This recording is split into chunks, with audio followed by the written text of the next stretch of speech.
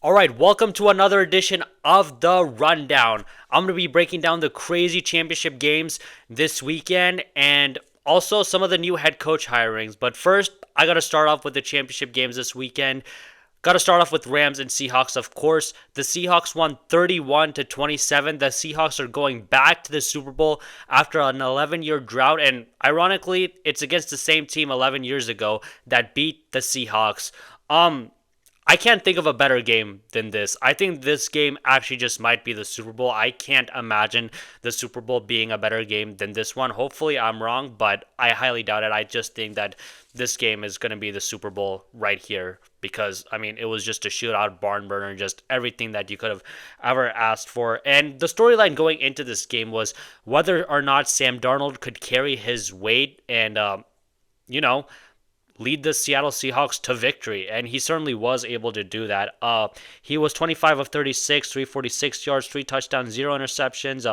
Matt Stafford was 22 of 35, 374 yards, and 3 touchdowns. And Sam Darnold's first throw of the game was a 51-yard bomb to Rashid Shaheed. And him and Shaheed don't exactly have the greatest chemistry. So when he was able to hit Shaheed for 51 yards, I was like, okay, this is a pretty good start. I know that the first drives are scripted, but still, I was pretty impressed. And I was also happy about the fact that it didn't look like Sam Darnold's oblique was going to affect him throughout the rest of the game, and that despite the fact that he was banged up, he was still able to throw the ball at a pretty good level. And boom, Seattle gets a touchdown to go up 7-0. And the Rams, they get the ball back. They had the ball to start off, but they went 3 and out. I've said this before, but I feel the Rams can get a little bit too pass happy sometimes. I understand Stafford is a great QB and they have amazing talent on the perimeter, but sometimes I feel that, like, when they hit these explosive pass plays, they just forget to run the ball a little bit. I mean, Stafford had a 44-yard throw to Nakua, but they just kept throwing the ball after that, and they had to unfortunately settle for a field goal. But I want to move ahead to the second quarter. The Rams are up 13 to 10, and the Seahawks have the ball with about 54 seconds left. And I'm thinking, okay, just get a field goal here. You get the ball at the beginning of the third quarter. Hopefully, you can get a touchdown or field goal, and you can be up against this Rams team, which is, pretty good considering how well of a team they are. And with about 44 seconds left, Darnold hits JSN for 42 yards, and JSN had to just jump up and get the ball, and it was just an amazing catch. The Seahawks get the ball on LA's 22-yard line and eventually get a touchdown to go up 17 to 13, and they get the ball back. So all the momentum is on Seattle's side, and at the beginning of the third quarter, unfortunately or fortunately, Seattle has to punt. They punted high to Xavier Smith. He muffs the punt, and Drake Young is able to get back on the ball and recover it. Earlier that game, Xavier Smith muffed the ball, but he was able to recover it the first time around. But the second time, he couldn't.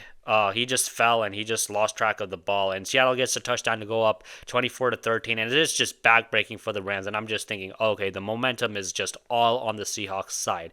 The Seahawks, I mean, I think it's pretty much guaranteed now that they're gonna get the dub. But the Rams, kudos to them. They never quit, and they kept Seattle on their toes. After that, Stafford had a 40-yarder to Kobe Parkinson and a 29-yarder to Devontae Adams, and all of a sudden it's 24 to 20. And after that muff punt, McVay had to trot Kyron Williams out there just to catch the ball. He didn't even want him to advance it, just catch it, because that's just how bad their special teams were. And I thought special teams would come back to bite the Rams against Chicago just because it was cold and it was more likely that the special teams would fail, but it came back to bite them in this game. And I want to talk about a couple more critical plays. So Seattle gets a touchdown to go up 31 to 20. Rams get the ball. It's 3rd and 12 at Seattle's 49-yard line. About 2 minutes and 20 seconds left in the third. Stafford throws it to Nakua, and it almost gets picked off by Woolen. And the Rams, they would have to punt, but Woolen celebrates a little bit too much and starts trash-talking the Rams bench. The ref throws a flag for taunting, and the Rams get a 15-yard penalty. So in a situation where they would have to punt and Seattle would retain possession, the Rams keep their momentum alive. And after that taunting and 15-yard penalty, the Rams, they get a touchdown because Puka Nakua absolutely just torched Woolen, and they cut the lead from 31 to 27. And it's just a disastrous sequence. If Seattle lost this game, Tariq Woolen would absolutely get railroaded. And he would absolutely deserve it. But luckily, Seattle was able to pull out the dub. And Tariq Woolen, he has to be a little bit more composed. You could see the other Seahawks players just talking to him on the bench, telling him that he probably needs to retain his composure. I'm going to be honest. I hate this rule. Yes, Tariq Woolen should have retained his composure, but I just think it's dumb, like these taunting penalties. It's just so annoying. And it's professional sports. Trash talking happens, and you're expected to have trash talk when you have some of the most competitive professional athletes in the world. I mean, it's not Little League. In Little League, I can understand you not wanting to have trash talk, but in the NFL, I mean, it's just ridiculous. But rules are rules, but this is why some people want to call the NFL the no fun league because of nonsense like this. But anyways, Seattle punts. The Rams get the ball again with a little more than 12 minutes left in the fourth. So they have the opportunity to take the lead, make it 34-31. The Rams, they get it to Seattle's 6-yard line and have 3 bites at the apple. 2nd and 4, can't do anything. 3rd and 4, they throw, can't do anything. And on 4th and 4, they decide to go for it. I'm totally okay with it. It was a high-scoring game. There was about 5 minutes left in the game, so not a lot of time. Field goal really doesn't do much for you, so I totally understood their mindset in deciding to wanting to go for the touchdown. I mean, maybe their mindset could have been like, okay, our defense can hold up. Maybe we can get the ball back with a little under 2 minutes remaining, and if Seattle gets a field goal or if they get a touchdown, we're only down 8 points, but I totally understand their decision and wanting to go for it because you just couldn't trust the Rams defense, and Sam Darnold was practically cooking. And on 4th and 4, they go for it, and obviously they can't do anything. Seattle gets the ball, they practically run the clock down, and they punt it with like 20 seconds left, and the Rams need a touchdown to win, and they're not able to get it, so the game is practically over. Sean McVay has to get the special teams right. It cost them this game. It cost them in December when they played the Seahawks the second time around, and it also cost them earlier in the season when they played Philly. So he has to get it right this offseason. I know he fired the special teams coach after they played Seattle, but it just wasn't good enough, and it was just too little, too late. And special teams is important. It can lose you a game. I still remember that Green Bay Packers lost with Aaron Rodgers' last game in Green Bay in the playoffs where they played San Francisco, and the special teams was god-awful, and they lost to San Francisco because of that. So they got to get that right. And after that, Matt LaFleur hired Rich Bisaccia, and special teams really hasn't been a problem ever since. So I don't know. Sean McVay is going to have to hire an elite special teams coach and probably get some better players. So there's that. They also got to upgrade on corners. Emmanuel Forbes couldn't play due to his shoulder injury, or he couldn't play that much. But they got to upgrade in that regard. They have Atlanta's first round pick this year. I'd imagine the Rams would select a corner. I would hope, because offensively they're in pretty good shape with Stafford, Puka, and Devontae and whatnot. They're going to have to pay Puka a lot of money. But I think the Rams, other than some tinkering here and there with the defense, they should be in pretty good shape. Like I said, the offense is good. Stafford has one more year left on his deal. He's going to win MVP this year. You should just run it back and see what's what. I think that next year they should be among the top teams in the NFC, assuming health. Matthew Stafford's back scared me in the summer because he couldn't really practice all that much, and I was scared, is this going to affect him in the regular season? Well, it didn't really affect him because he was playing phenomenal, so I think he should be fine. Now I want to talk about Sam Darnold. Kudos to him. I've been critical of him. I've questioned whether or not he can be the guy, if you need him to be clutch, can he be clutch? But he absolutely was. He was 7 of 13 on 3rd down, and he's just really resilient. And it goes back to the last Rams game where they were down 30 to 20. They were down 30 to 14, and he was able to come back and lead his team to victory in overtime. And the guy improves. He took 48 sacks in 2024. This time he took 27 sacks this season. So it just shows that he always improves no matter what. And even though he's in his 8th year in the league and you think, he's pretty much tapped out in terms of his ceiling, I think he's shown improvement, and I think he's going to continue to get better and better. I'm not saying that he's going to be Patrick Mahomes or Josh Allen or one of those guys, but I think, he can definitely be a top 10 guy. I have him currently outside the top 10, but he can definitely be that guy for sure. And excuse me, I have to use the restroom. All right, guys, I am back after a bathroom break. I apologize for the jump cut. I was talking about Sam Darnold and just how he's improved, but I also got to talk about John Schneider. I've been critical of John Schneider, whether it was him not being able to get the offensive line right, but the offensive line has been average this year, which is a big improvement from where it was in previous years. And just, him not drafting well in the mid 2010s, but he's been amazing drafting in the 20s, that's for damn sure. And going back to the Russ trade, he's just amazing, and every move he's made has hit, honestly. I mean, you trade Russ for 2 first round picks, you get Devin Witherspoon and Charles Cross off of that. He also drafted Jackson Smith and Jigba. You got Nicky Menwari. Gray Zabel, the 1st round pick last year, has been great. Byron Young, just great drafting all around. You trade Gino when he's asking for a little bit too much money, and a lot of teams would have just paid up Gino because quarterbacks are hard to find. But he traded Gino to Las Vegas. He signed Sam Darnold in free agency, and obviously that's been a super duper massive hit. You traded DK away. Which was a great move. I mean, look, DK is a good wide receiver, but Jackson Smith and Jigba is just way better. I mean, Jackson Smith and Jigba, you can argue he's either the best wide receiver in the league or the second best wide receiver in the league. And Jackson Smith and Jigba may win Super Bowl MVP. And DK, I mean, it didn't seem like he could run as many routes as Jackson Smith and Jigba could. And DK, he struggled with drops, very emotional as you saw in Pittsburgh. And Jackson Smith and Jigba is just a much better talent and has much better emotional composure.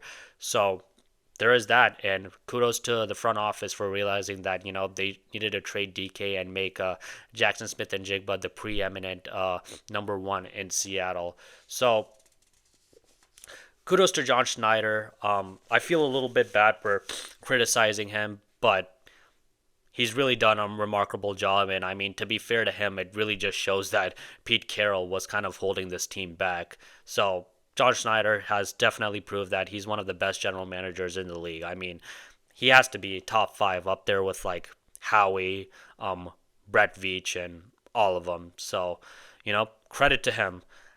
Now I want to talk about the other conference championship game, New England and Denver.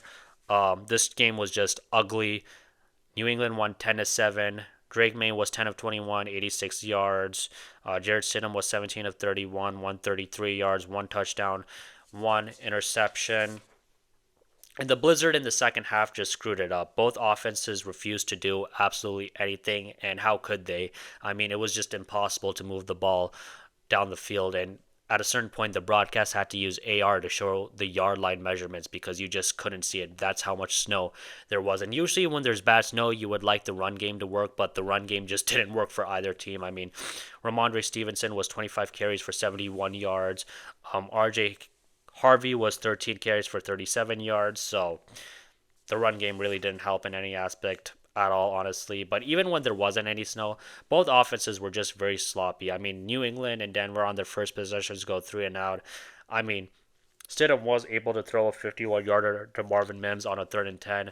That helped them get a touchdown to go up 7-0. But after that, it was pretty much just a punt fest for the most part. But I got to talk about the controversial 4th and 1 play in the second quarter that Denver had. Denver gets it to New England's 14-yard line. It's 4th and 1. You can kick the points. You can go up 10-0, but Sean Payton elects to go for it.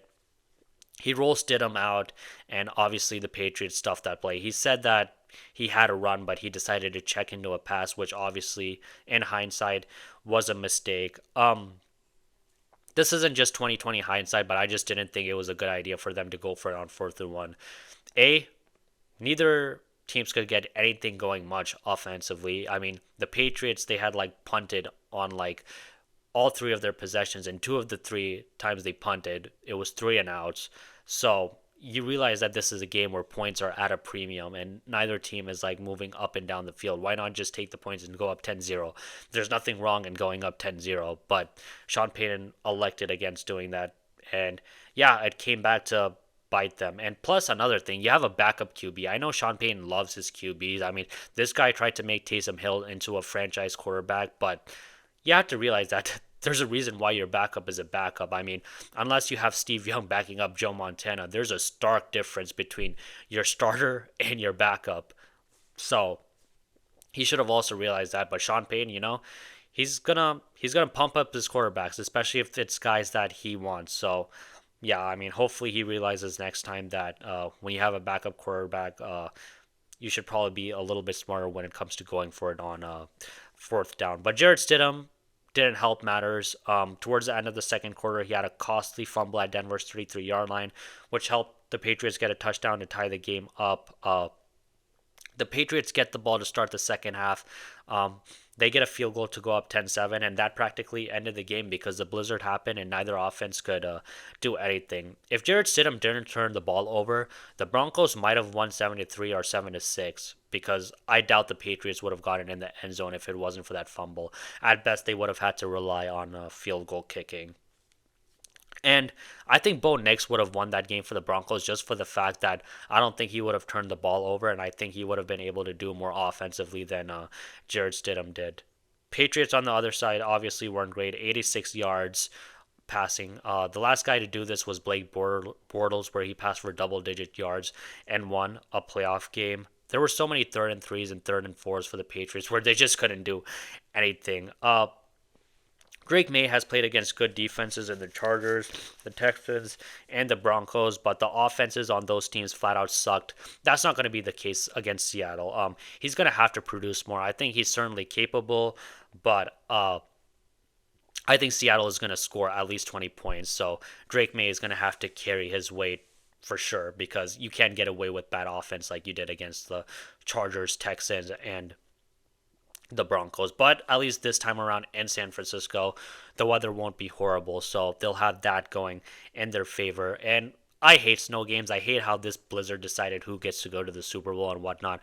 I understand that football is played in the elements, but blizzards absolutely suck. Rain, okay, but blizzards just absolutely horrible. And I just wish there was a way where, I don't know, if it's a blizzard or something, like you can just cover up the dome, and that should be a special case because that was just not fun to watch for anyone. I doubt it was fun for the players to play in it, and it certainly wasn't fun for the viewer, whether you were a New England Patriots fan or a Denver Broncos fan.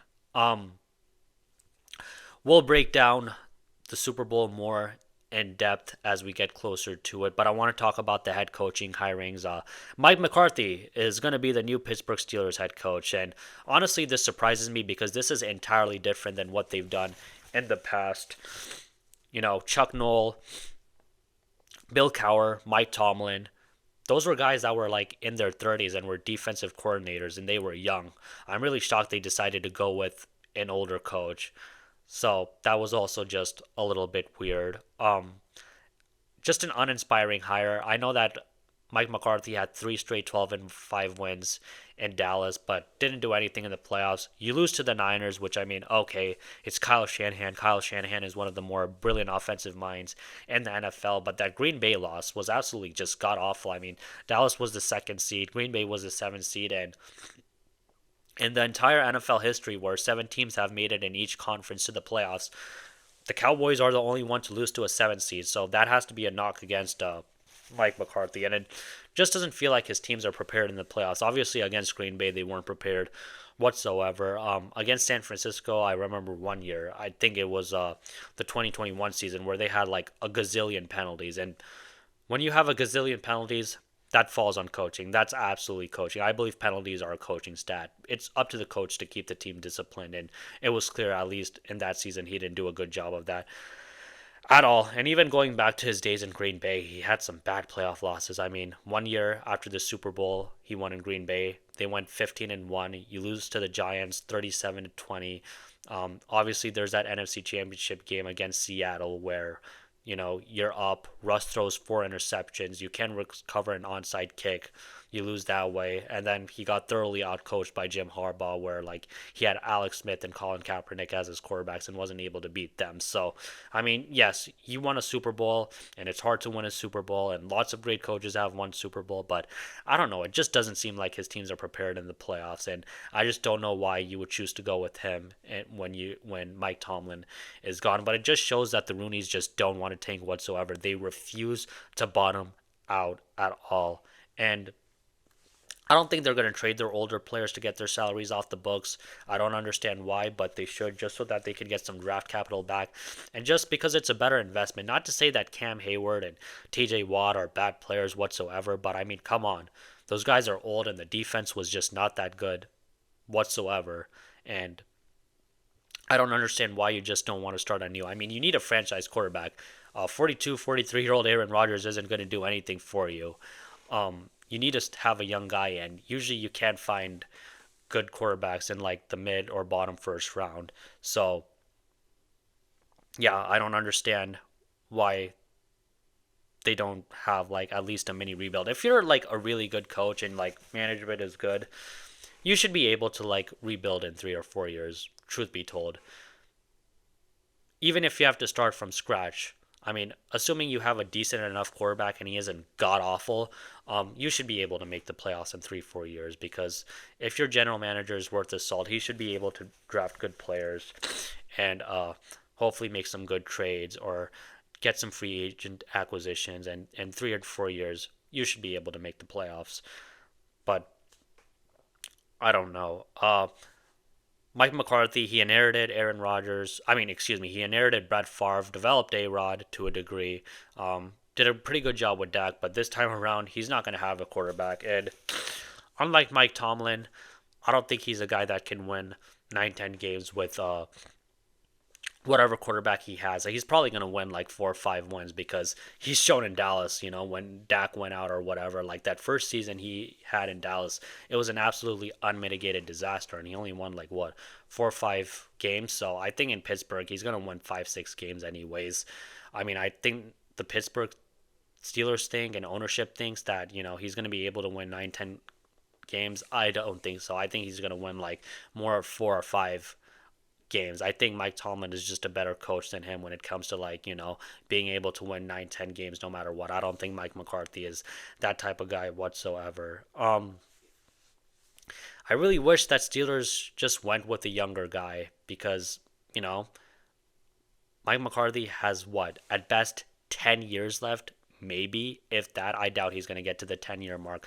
I think Mike McCarthy is going to be the first hire in Pittsburgh Steelers history where he's not going to coach at least 10 years. So I don't get what Pittsburgh is doing. It doesn't make any sense. I mean, and I haven't been impressed with the general manager Omar Khan either. He hasn't done a good job in acquiring talent either. I mean, they do a pretty good job in acquiring wide receivers and whatnot, but they're usually headaches. So there is that.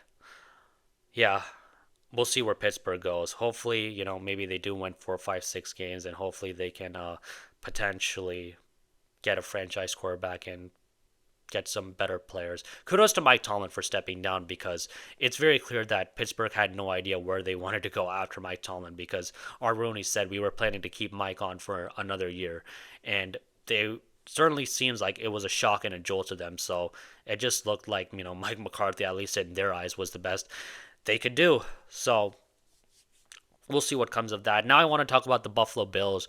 Joe Brady has been announced today as the new head coach. I like this hire a lot. Helps with the scheme continuity for Josh Allen. There weren't exactly a lot of hot OCs out there or offensive coaches, but I think this is a good hire, at least for Allen, and I bet Allen played a big part in wanting to hire him.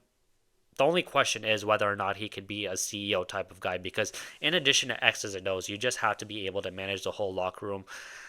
You can never predict it, but I assume that the Bills talked to him in depth about that, and I hope that he can be a good locker room presence in addition to the X's and O's parts. And if he can do that, then the Bills should be in pretty good shape. But once you're the head coach, you can never predict these things. I mean, it's way different being a head coach than it is an offensive coordinator. So we should see if he can be a leader of men type of guy. The only thing I'd say is Brandon Beane has to do a much better job. I know that I said last week or a couple weeks ago that Brandon Bean, was a pretty good GM. I mean, I think I was probably wrong about that because he has not done a good job drafting. I mean, since drafting Josh Allen, they've only gotten like two Pro Bowlers in the draft. That's simply not good enough. You have to do better and surround Josh Allen with better talent. I mean, to be fair, they did trade for Stephon Diggs and whatnot, but still, you have to surround him with more talent on the perimeter. You're going to have to overhaul the defensive side of the ball a little bit, get some new pieces in there. I don't know what they're going to be able to do in free agency, but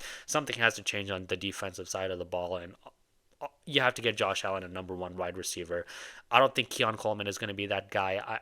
And it doesn't look like ownership is very high on Keon Coleman. I know that Brandon Bean talked about how, like, oh, he's a young kid. I'm sure that he'll mature and whatnot, but I don't know. I don't see it. Come hell or high water, you have to get Josh Allen a number one wide receiver. You just have to. He doesn't have to be Justin Jefferson, Jackson Smith, and Jigba or whatnot, but I don't know. Someone at like a DK level or a Nico Collins level would be nice because Josh Allen is so talented he can make it work. I mean, that's just something that has to happen. Love Brandon Cooks, hell of a wide receiver, but he can be that guy. And if they don't have any talent on the perimeter going into next season, the Bills are going to be not the Bills are not going to be able to make it to the Super Bowl, and they'll have another disappointing season, which is just going to cause more consternation in the fan base and within the Buffalo Bills organization. So you got to get a number one wide receiver. Defensively, I have no idea how they overhauled that because I don't know. It's just going to be tough to do that, but they have to figure something out. And he got a promotion, so